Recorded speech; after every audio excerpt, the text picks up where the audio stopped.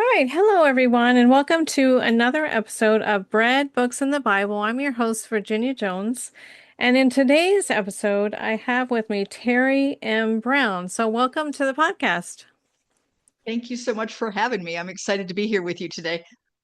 So, let's start off and just, if you could just tell the audience a little bit about yourself. I sometimes read the introduction, but I found, in my experience anyway, it's a little bit better if the guest kind of does the introduction. So if you want to just Yeah. tell the audience a little bit about yourself. Yeah, so I'm an author. I'm also a podcast host, and a public speaker. I'm so many more things than that. I also I'm a grandma, and I love to bargain shop and play bridge and walk on the beach at sunrise. And so I have a lot of things that I enjoy in my life. I didn't start as an author until much later in my life. My first book only came out 4 years ago, Oh, wow. and so that would have made me 58. I'm now 62. And I now have four novels, a memoir, and a children's book out. And so, Wow. and they kind of like span. I'm not real good at staying in one lane. People say, Hmm. "Oh yeah, you need to pick your lane." Well, yeah, my lane is no, no. I do what I want. Um, so what I tell people that I write is books that allow you to explore characters. Hmm. And so if you love a good character with a good arc and you like to see where this character is going to go, then you'll love my books. Hmm. That's, that's kind of my basic premise. I can tell Okay. more. It's up to you. What do you want to know, Well, Virginia? I thought we could actually just go down through, and I had a few questions, but just go down through each of your books. And Super. I did save the Peg Unhinged. I haven't had a chance to listen to it, but it kind of caught my eye because I am in the midst of menopause. But we will get there. We'll get there to Okay. that book. All right. So, I thought I would just start with The Sunflowers Beneath the Snow. Is Yeah. this book based on an experience that you had or some kind of piece in history? So it is, they call it historical fiction, which, by the Hmm. way, hurts my soul because it starts in the 1970s. And being someone who was born in the 1960s, to have a Hmm. book that they call that historical, it kind of hurts me a little. But it is very Hmm. historical in terms of it helps people really understand what's going on right now between Russia and Ukraine. Hmm. What's crazy is this book came out 1 month before the current Ukrainian crisis. So I Wow. had no idea that that was going to happen. And I have a family friend who's Ukrainian. She's actually my daughter's age, and she Oh. came to visit in 2016 and just, came for a few days to visit us. And Hmm. she started telling me this story. And I thought, what? Like, that isn't possible. And so I thought we were maybe having just a communication problem because English is her second language. Hmm. And I thought maybe, so I started asking her like very specific questions, like, Hmm. and so you mean this and you mean this? And she kept saying yes. And I thought, oh my gosh, that like needs to be a movie or something. Well, I wasn't yet writing books. I was currently living in an emotionally abusive relationship, and there was no way I was going to put myself out into the world Hmm. writing books. But that really stuck with me. And then when I got out of that relationship and words started falling out of me, Hmm. I think that was the fourth manuscript I wrote. The first three will never see the light of day. They're no good, but they got me thinking and moving and writing. Hmm. And then I wrote The Right. Sunflowers Beneath the Snow. So it has 3 pages of truth. It's her story at the very end. And then I Mhm. wrote 80,000 words of fiction to how we could have Wow. ever arrived at this incredible scenario. Hmm. Part that's really funny to me is I had a really good review from Kirkus, and they just went on and on. It's a good book, yada yada yada. But the very end of it, they said, but the end wraps up too neatly. Well, the end is the only part that's true. Hmm. So I just found that to be so funny that they were Wow. like, oh, it's a good, except for the ending is a little too neat. And it was like, yeah, but that's the true piece. That's Hmm. Right. Wow. so, yeah. Yeah, it that is a sad situation, everything going on. And we actually support a Jewish organization that goes over there. and helps the Jews that are in Ukraine and Right. stuff, and the devastation It's horrible. is I crazy. Yeah. It's hard for me to imagine that this has been going on for 4 years now. Because Right, when it right. first got started, I think everyone was under the impression that it would be a 3 to 6 month long event and then it would be over. Right. And then the year came and then the 2 years came and hmm now it's been 4 years. It's actually close to 4.5 years. Right. And Wow. it's, and it doesn't seem to be ending, hmm you know. But this story doesn't talk about this war. This My book ends in like 2014, but it hmm does talk about in 2014 Russia invaded Ukraine then. And a hmm lot of people don't Wow. remember that because it was a very short-lived little event. Okay, wow. Huh. That's kind of where my book stops. But hmm it starts in the 70s when Ukraine is still part of the Soviet Union. hmm And so we see that. We see when Ukraine becomes a free nation.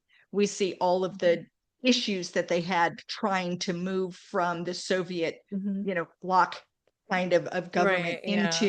Wow. into a free, more democratic government. And so we see hmm all of that. And I think Right. it helps people understand the current crisis a little more as to what's hmm going on.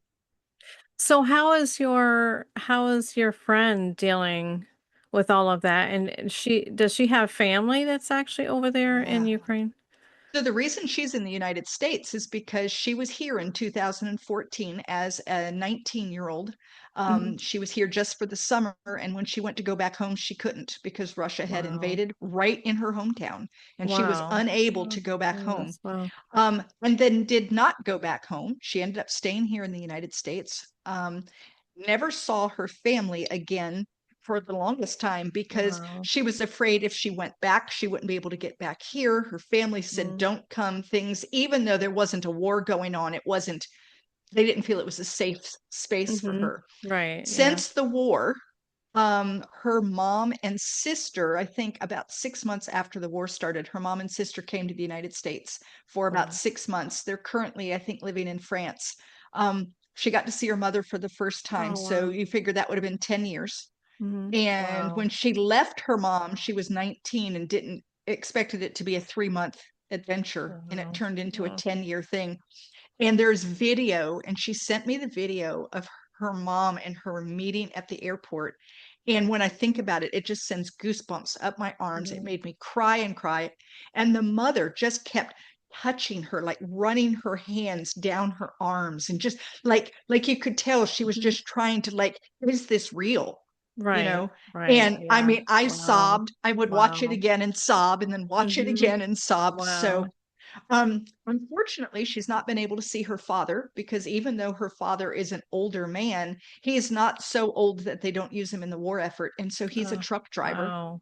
and her brother-in-law is a soldier. So she's Wow. not been able Mhm. to see them. Yeah, Wow. Ugh. Yeah, what a real tragedy that is. Um, absolutely. so it kind of leads into the next book that I had on the list was An Enemy Like Me, and I Yes, believe that was World War II, it if is. I'm not Yeah. mistaken. So how did you go about doing the research for that book? And was it based on any of your family members that had served? Yeah, so it's really, really loosely based on my Mm. grandfather. Okay. So, and when I say loosely, I mean loosely. I did a lot of what I call creative license, where hmm made things up that would fit the story. But hmm my family is of German heritage, hmm although my ancestors came here in the 1700s. My grandfather fought in World War II, and he fought in Germany. And when I was a teenager, he said to me, I always wondered if the person on the other side of my gun was a cousin. Wow. And that Wow. just stuck with me. hmm So this book Wow. took that idea. hmm And instead of the main character, Jacob, being a German American that had been in the United States for generations, he was a first generation German American. Because I Wow. figured if my hmm grandfather felt that, how much more would he have felt it if we had been recent immigrants to the Right. United Yeah. States? Right. So Wow. I have Jacob being a first generation German American. And when he goes to fight in the war, he honestly believes he'll fight the Japanese. And then he hmm ends up in Germany. and he realizes he's more like the enemy than he is different from the enemy. Wow. And Huh. we see it Wow. from his point of view, his wife, Mhm. and then also his 4-year-old son, both as a little boy and then also as an older man looking back. And Wow. that little boy is my dad.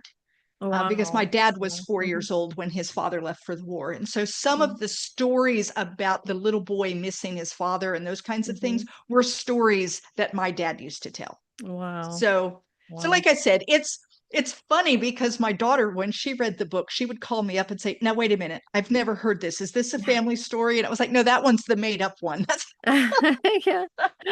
Yeah. Well, that's the creativity, of being able to write a right. book, So yeah. Absolutely. So I found the next one and I would love to read your books because they sound really interesting. And I'm a huge reader. I have, you can't see, but I have tons of books on either side of me. I got books everywhere. So I'm a really big reader of books. So the Daughters of Green Mountain Gap, could you talk a little bit about the Appalachian Healers and Yeah. kind of the lifestyle? Because it is, from what I've learned through movies and reading other books, it is a whole different culture in Yes. that society. So, if you could just, talk a little bit about the healers in your book. Yeah. So Daughters of Green Mountain Gap. Um, it came about because I started doing some research on healing, and before long, I was just finding out some what I consider to be a little bit crazy things because granny women, and that's what these healers were called, did roots and herbs, but what I think is almost a little bit of I call it mountain magic. I don't know what else to call it, but it's like they have a sixth sense where they can look at someone and just know something or understand something and kind of Mhm. have this Wow. this gut feeling as to what they Hmm. should do and how they should do it. Hmm. Um, I think the way the Appalachian Mountains are set, they were there were so many like haulers and things where people would grow up and stay and never really leave that area and Hmm. people didn't come in from the outside, Right, so they right. were left for years and years and years very much alone and doing their own Hmm. thing and Hmm. creating their own music and creating Hmm. their own Right, stories and right. creating their own healing methods and all of those things. And then, eventually modern society starts creeping in, but even so today, there Hmm. are still granny women. And it's very Right. difficult to get to know one because they keep what they have kind of to themselves. Hmm. If you're not one of them, you're an outsider. They're not going Hmm. to just show you all that they do. Right, That's just right. not how they work. So I had this idea to do a granny woman and her have her daughter go on to become an actual nurse and Oh, try to wow. bring a more modern medicine back to the Hmm. community. And then it sets up just a nice little, contention between the mother and daughter. And then I have a granddaughter who kind of looks at it and says, well, there are a lot of things that grandma, granny does that's really great. And there's a lot of things that my mom does that are really great. Hmm.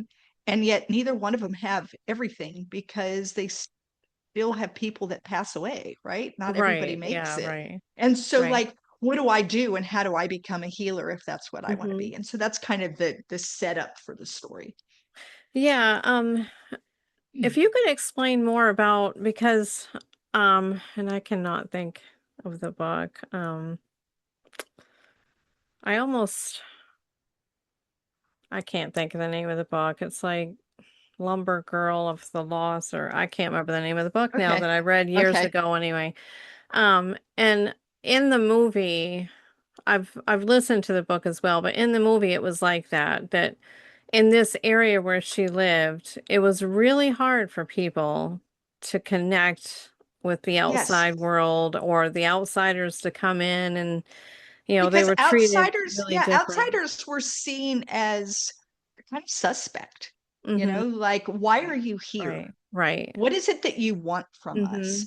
And I think there was a lot of fear too, because a lot of times when outsiders come in, they come in to change things, Hmm. right? They Right, come in to right. buy the land because they want to Hmm. develop it, or Right. they come in Hmm. because they want the lumber. and they want a Mhm. clear cut, or Right. they come in Right. because they want the water rights, or they come in Mhm. because they Right. think there's oil, or they come right. Mhm. And so they Right. come in to kind of disturb Mhm. what has become your life.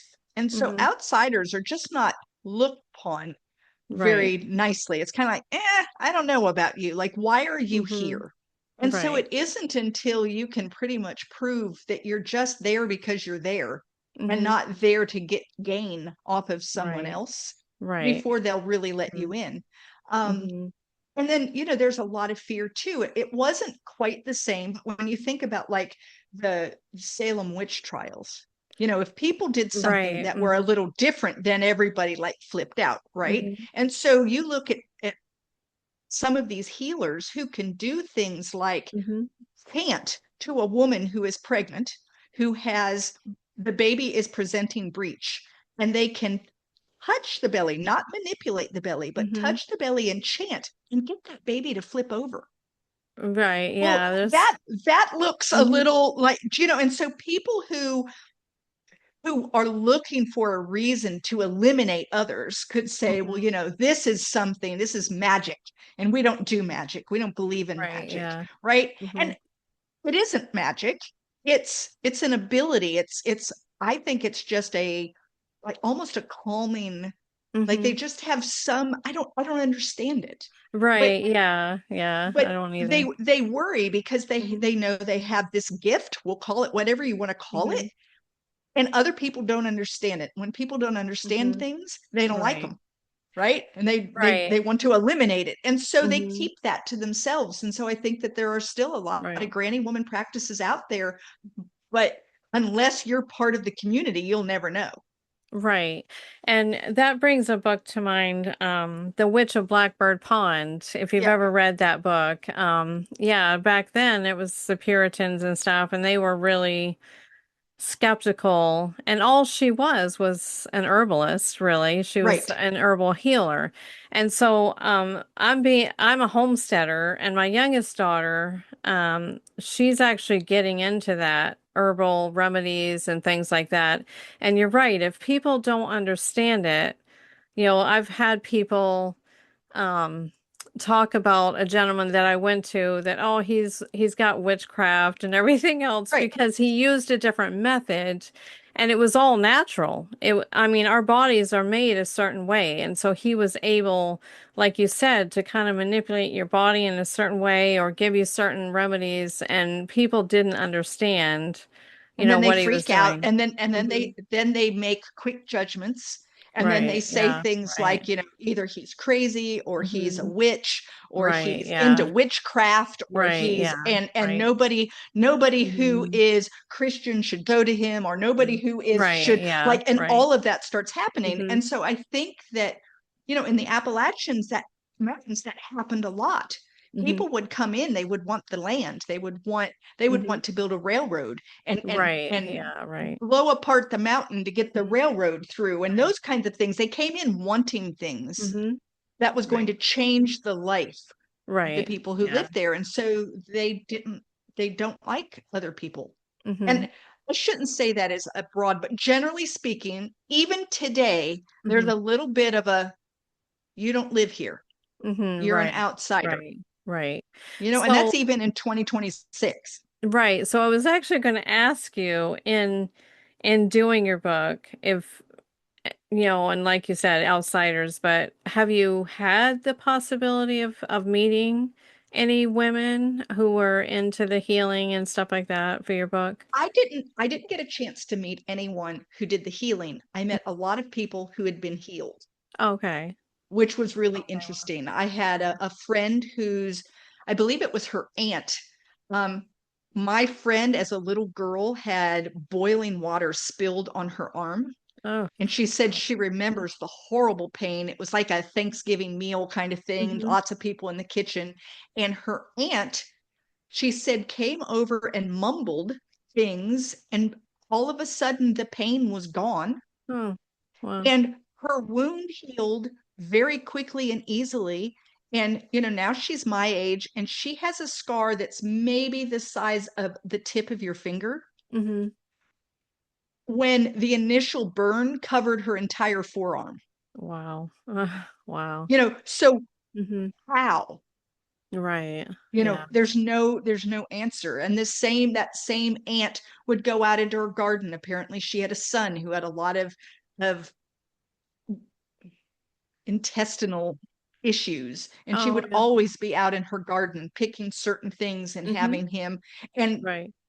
it was just, that's what she did. She Hmm. would walk along the side of the road and be picking, dandelion Hmm. greens and other Right. things that she would then take back and Hmm. turn into teas and Hmm. Right. poultices Yeah. and all those Right. things that they did. And Right. she just Hmm. knew what the things around her did Hmm. and how Right. to best use them to help other people. And then she also was able to, they call it talking the burn out.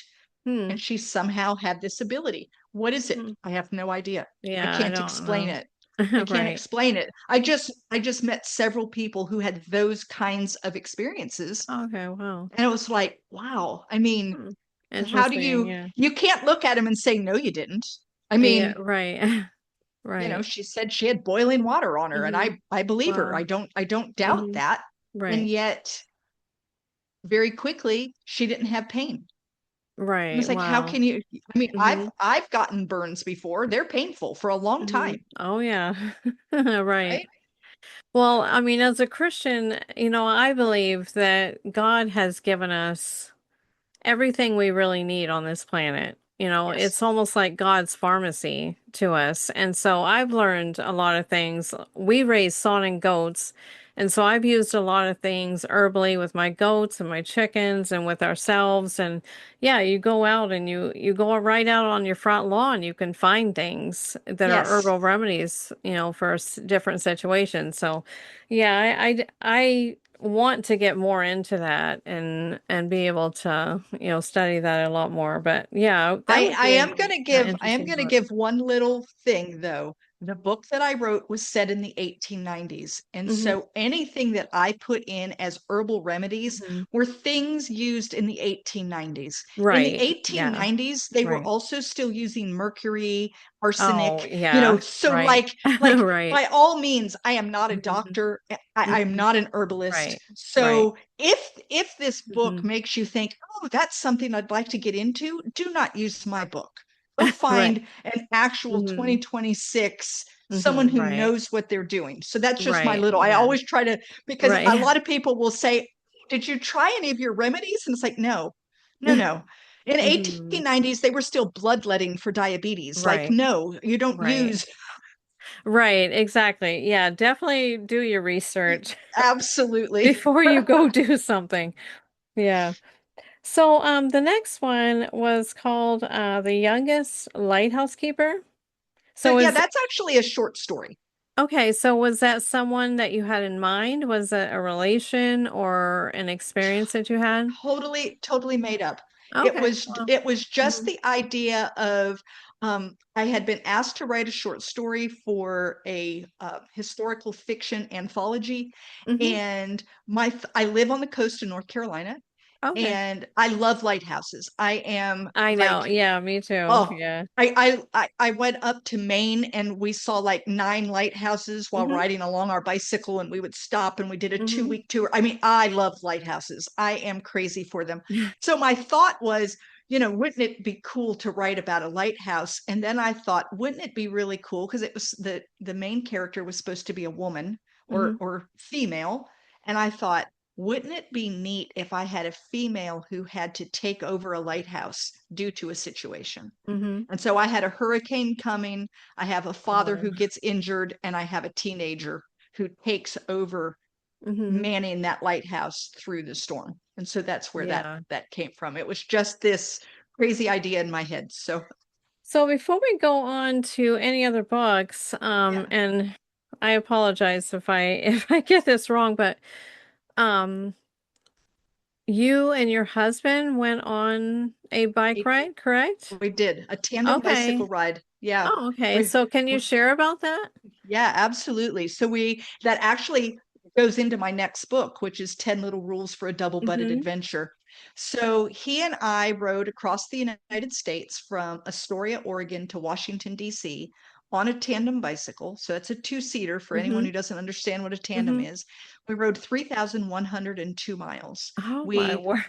we pulled a Wow. trailer that had, like a kid's trailer that Mm-hmm. normally would have children in it, but we had Mm-hmm. camping gear and other things in it. Wow. And we actually went during the summer of 2020, so during the COVID summer. Wow. We had Mm-hmm. anticipated going in 2020. COVID hit. We Mm-hmm. almost didn't go, and then we chose to go anyway. And Wow. so we just didn't let it Wow. stop us. What's really fascinating about that trip for me is when we decided to do the trip, I had not been on a bicycle in 40 years. So Oh this was wow. not me doing Mm-hmm. me. And I had gotten out of an abusive 14-year marriage, and I didn't believe in myself anymore. Mm-hmm. And I couldn't imagine that I had a whole lot left to offer Wow. people. Wow. And by the end of this Mm-hmm. ride, I kind of looked at it and said, I just rode across the United States on a tandem bicycle. Me, Mm-hmm. you know, if I can do that, I can do anything I put my mind Mm-hmm. to. It's a Wow. matter of Mm-hmm. what do I Right. want? So Right. I asked Mm-hmm. myself, what do you want? And I said, I want to be an author. And 14 months later is when Sunflowers Beneath the Snow came out. Wow. So Wow. that's so That's I that awesome. it Yeah. was a major changing Mm-hmm. point in my life where at the end of that ride I realized not only am I Mm-hmm. capable, but there's a lot of life left to live. Right. Right. And this Wow. idea that I'm kind of done is crazy. Mm-hmm. And Right. so yeah, so since then, so we got off the Mm-hmm. ride, and since then I've had four books or four Wow. novels, the memoir, a children's book, and three Mm-hmm. short stories in three different anthologies. So Wow. just Wow. yeah, crazy. And I really admire you for that because I too have come out of an abusive, it was actually my mother who was mentally and physically abusive. Um, and so you come to a place in your life where you've got to tell yourself, look, you've got to stop being the victim and start being a survivor, Right. really. And Yeah, stop and start living. stop letting that abuse define Mm-hmm. who you're going to Right, be in the exactly. future. Right. For me, it's a piece of the puzzle of who I am, but it Mm-hmm. doesn't define me in any way. Right, right. Was I in an abusive relationship? Yes, I was. Mm-hmm. Does it have anything to do with defining who I am today? No. I mean, it definitely has colored some of it. It Mm-hmm. definitely has, Right. you Mm-hmm. know, caused me to think about things one way, and I've had to work hard to think about them another, but Mm-hmm. I don't let it Right. define Mm-hmm. me anymore. Right, I just right. said, that's something that happened in the past, and it doesn't have to keep happening today. Mm-hmm. Right. So Well, yeah. so staying on that subject, can you go through you don't have to go through all of them because we don't want to give the whole book away. But what are some of the rules that Yeah. you had in your book? So two of my favorites, one of them is never quit on a bad day. Mm-hmm. And it's not never quit, because sometimes quitting is exactly what you need to do. Mm-hmm. Like I needed to get out of that bad relationship, and Right, quitting right. it was Mhm. exactly what I should do. Right, right. But don't quit just because today has been difficult, or Mm-hmm. you're tired, or you're hungry, Right, or you're any right. of those things that can Mm-hmm. make quitting seem like the perfect thing. Right, right. We had a day that was a 70-mile day, which was very long on a tandem bicycle. It Wow. was hot. Ugh. The rear tire went flat 3 times. It was just a miserable day. And at the end of the day, I was done. And we'd gone 1,000 of the 3,000 miles, and I was done. I don't mean done for the day. I mean, I was done. Mm-hmm. Let's get a plane ticket and go home. Like, I'm Wow. done with Mm-hmm. this. And so I put that out on my blog. And I had a friend reach out immediately who said, wow, what you've done is amazing. And if you quit today, you have nothing to hang your head about. However, I highly recommend you don't quit on a bad day, because you'll Wow. always wonder, Mm-hmm. could you have made it? Right. So why Wow. don't you take Mm-hmm. a break, take a few days taking it easy, do what Mm-hmm. you can to like lighten your load for a little bit, Mm-hmm. and then ask yourself again if you're Wow. done. Mm-hmm. And it was the best advice I've gotten. And I have used that so many times in my life. It's Wow. like, don't quit on a bad day. It's Mm-hmm. okay to quit. And so you stop and Mm-hmm. you tell yourself, yes, I'm miserable today. Right. but Right. I'm not making a decision today. I Mhm. will reevaluate this in 1 week. And if I'm still feeling that way, then maybe it's time to make a change. And Right. so Yeah. that's the one that I use the most. And then the other one is a little bit sad. So can you handle a sad story? We can. Okay. In June of 22, my husband was diagnosed with glioblastoma, which is an incurable brain cancer. Oh, wow. And yeah, Wow. he passed away a little over a year ago. And on January 10th, 2025, I was, he was definitely dying. Mhm. Wow. It was going to be any time. And I had been waiting for my 10 Little Rules author copy to come. And Wow. it came at 2 o'clock. And I crawled into bed with him and I started reading it to him. And I read the introduction and I read rule one, I read rule two, and I read rule three. I said, rule number three, do hard things. And Mhm. he died Wow. right then. Wow. And I feel like I gave him permission to do something very difficult. I Mhm. also feel like those were his last words to me because he Mhm. knew that the next little bit was going to be very difficult for me and that I Wow. would have to do hard things. And Mhm. so the thing that I tell myself most mornings now, because morning is the hardest part getting started, I'll lay there and I'll think, I don't know that I can do today. I don't know that I can do today. Mhm. And then that goes through my mind and I remind myself, you can do hard things, and I throw my legs out Wow. of the bed and I get up and I get moving Mhm. again. So those are the two rules I think that I use most in my life.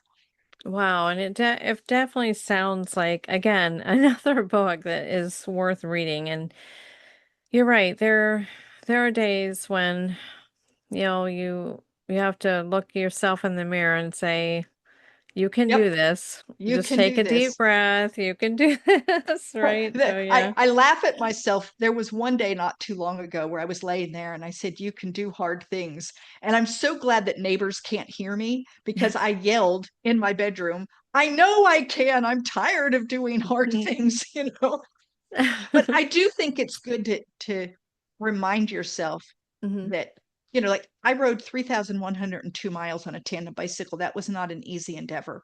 I Right, right. obviously have the ability to do Mhm. hard things. Right. Right. I can do it. Mhm. And so now Right. it's just a matter of get up and Right. get Wow. started, you know. Right. So Yeah, that is really inspiring, and I am sorry for your loss, and but yeah, that is I think that's really an inspiration to other women out there who are facing either, a spouse or they're going through a real hard time right now. But yeah, thank you for sharing that. So, you're welcome. You're welcome. um, so your next book, Little Lola and Her Big Dream, is that based That's on something? Because in your introduction you talked about homeschooling your kids. Is yes. that Yeah. loosely based on So that or? no, Little Lola in Her Big Dream came about because of the bicycle ride. Oh, okay. Because as we were riding, we passed train after train after train after train after train. We were right along a train route, Hmm. and we actually got to the point where there were certain engineers who would pass us several times because we would be right along that, and they would wave. It was like, oh, there they are Hmm. again, right? And I don't know, when you're riding on the back of a bike, you've got a lot of time to think. And my mind was kind of going Hmm. around, and I thought, there are so many kinds of trains that do different jobs, et cetera. And that's where this idea started. I have a granddaughter. She was 5 at the time, and she said, Gigi, when are you going to write a book for me? Well, I don't know if you have grandchildren, but when you do, No, the not answer, yet. okay, when you do, the answer will be now. Hmm. Now, like, when are you doing that? Now is when I'm doing that. So I started writing the book, and the idea was a little train who wanted to be a space engine, a Hmm. space train. And all of her Okay. friends teased her and told her there was no such thing and that she couldn't be that. So she sets about to try to figure out what she wants to become. And she meets trains that have done different jobs. But at the end of the story, she decides to keep her dream. Hmm. What I loved about this was just at the point I was almost ready to publish it, someone sent me an article where NASA is planning to put a train on the moon. Oh my So they word. so they're wanting to build a space Wow. station on the moon, and Mm-hmm. they want a train that can take supplies from the light Mm-hmm. side to the dark side. Oh So in wow. my author note, I've put Mm-hmm. I put that when I Wow. started the book, there was no such thing as a space train, and now there is, and Mm-hmm. this is why we should keep our Wow. dreams. So that's kind of Wow. the yeah, Well, that is kind of cool. That's cool. So, what drew me to have you on the show was your last book, Peg Unhinged, because I'm like, yeah, this lady's already been through this, obviously. But dealing with menopause has been yeah, quite an a adventure. challenge. Yeah, Yeah, yeah. yeah. And So could you share about that? yeah, so Peg Unhinged, it is a humorous book, but it also has a lot of meat to it. And I really look at what menopause does to women, Hmm. like the crazy that happens, the Hmm. brain fog and the hot Hmm. flashes and the skin issues and all the things Right, that just right. come out of nowhere. Hmm. And I also look at a lot of women when they hit midlife, and this happened to me, where you just think, now what? Hmm. My kids Right, are growing up. right. The how I've defined myself is Hmm. having to change. I Right, homeschooled my right. 4 kids. They're all Hmm. grown now, and then you're like, now what? Right, Now right. what? Hmm. And so I kind of explore all of that together. The idea for the story came about, though, because when I was a preteen, I read the book Are You There, God? It's Me, Margaret, a million Hmm. times. So that's a Judy Yeah. Blume book. And Hmm. she has the group of friends, and they all can't wait until they go through puberty. They're so Right. excited, right? And I don't know why that book, but I read that book over and over until the pages fell out of it. Well, it became a movie a few years back, and I had this thought, I wonder whatever happened to Margaret. And my next thought was, as she goes by Peg and she's going through menopause. So, Oh. although this is not Judy Hmm. Blume's Margaret, Hmm. it's probably a Margaret that read Judy Blume's book as Hmm. a preteen, Hmm. and she's now dealing with menopause. And so that's kind of where the idea Oh came wow. from. Yeah. Yeah, and that's pretty much what happened to me too. I homeschooled. We have two daughters, so we homeschooled them all the way through high school. And then my youngest graduated in 2016, and I took a year to just figure out, what now? What am I supposed to do? Because, like you said, I mean, you are defined. You wear all these hats, wife and mother and homeschooler and physician and all these things you do. And then all of a sudden, your kids They're are grown gone. up, and now we're empty nesters, so we no longer have any children at home. And so I ended up getting into podcasting. I'm also a wildlife and nature photographer.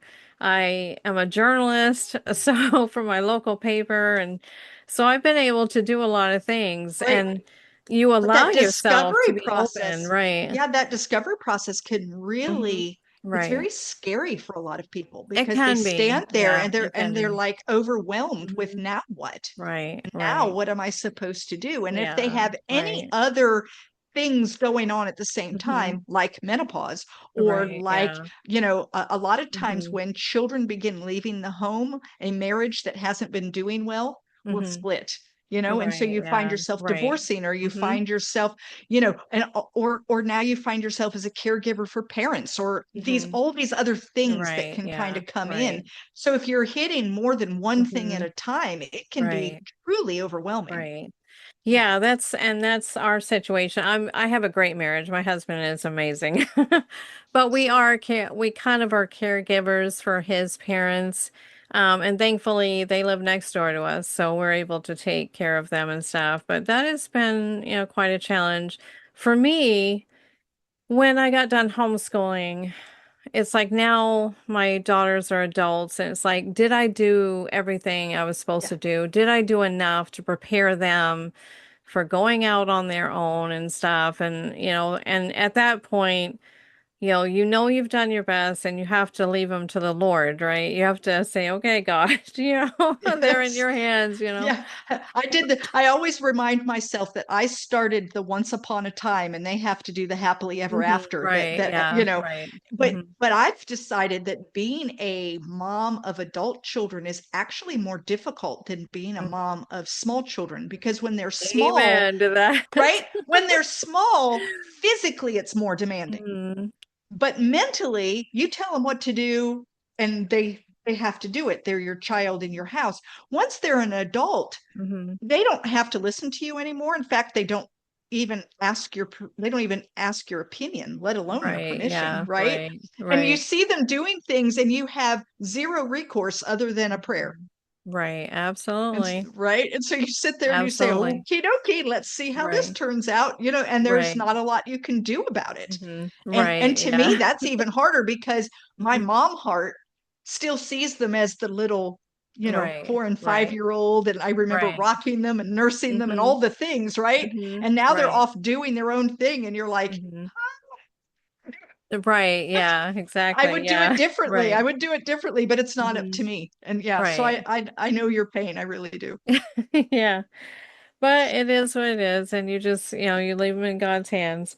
So, what would be your message as we end our conversation? What would be your message to those women who are coming out of, being moms and now they're in the empty nest and they're going through menopause, they're going through all these things, they're seeking out different adventures that they want to do in their lives. And specifically, I wanted to see if you had a message for those women who are stepping onto the stage of being a first-time author, because you said you became an author in your late At 58. 50s, Yeah, right? at Yeah. 58. Mm-hmm. You know, so I think the first thing that I would tell people is age is truly just a number. Mm-hmm. So don't let that be the Right. thing. Oh, I'm too old to Mm. whatever it is. Right. Right. I was 55 and riding across the United States on a tandem bicycle. I Wow. was Wow. 58 when I was publishing my book. I Mhm. was, so it's a number. It doesn't Mhm. really mean anything. Right. Life doesn't have to be over Mhm. at a given age. It isn't Right. over at 50 or 60 or 70 or even Mm. 80. You can Right. just Right. keep reinventing. So that's one thing I would say. Another thing is to remember that what you need, you have inside of you. It's Mhm. really there. You don't have to Right. become someone else. Mhm. Just stay who you are, be true to who you are, and Mhm. discover those Right. things Right. that you or the world buried for a Mhm. while, right? Right. And then in terms of writing, the best advice I have is do it. Mhm. Get started. Start Mhm. writing. When I wrote my first manuscript, it's about 50,000 words. No one will ever see it. It's terrible. It truly is horrible, but it's okay Mhm. because Right. you don't learn anything Mhm. until you do it. Right. So the first one Exactly. Right. wasn't any Mhm. good. The second one was a little better, still Mhm. no good, but it was a little better. The Mhm. third one, maybe a little better than that. And it wasn't Mhm. until I got to the fourth one that I then said, Wow. okay, this is one that maybe Mhm. someone can look at and help me figure out what to do next. And you get an Right. editor, etc. Right. Mhm. So, don't wait or don't think it's too late or I can't do it. Mhm. Just do it. And if it Mhm. isn't writing, what is it? What is that thing that you want to do? And then find something today that Mhm. you can do that moves you toward that. Right. Right. When we Wow. decided to ride across the United States, I hadn't been on a bicycle in 40 years. I could Mhm. not get on the bicycle the next day and ride across the United Mhm. States. That's Right. not how it worked. But Right. for 2 years, we worked Mhm. until I got myself so that I could ride across the United States. And I did Wow. something nearly every day to Mhm. move myself toward that Right. goal. Wow. And so that's the other thing I suggest is figure out what you want Mhm. and then find the one thing you can do today to start your journey toward that Mhm. thing. Wow. Wow. So where can people find your books? And do you have a website that Yeah. they can go to, or? Yeah, so my books are pretty much everywhere, but the best place to find me, my books, all of the things is on my website. It's Mhm. my name, TeriMBrown.com, and that's Mhm. Teri, just one R, Mhm. M brown.com. There you can find all my books. You can find my social media icons. So if you like to do social Hmm. media, that's where you can find me. I have some podcasts that I do, so you can find those. Hmm. You can sign up for my newsletter. And then you can just fill out the form if you wanted just to ask me a question or you had something you wanted to know. And I Hmm. always try to reach back out to people who All contact right, me. So awesome. yeah, All right. Well, thank you so much for being on the podcast today. And it was a great conversation, very lively, interesting, thank and you. I plan on definitely getting your books and reading them. I'm happy to hear that. That's great. And thank you for having me on.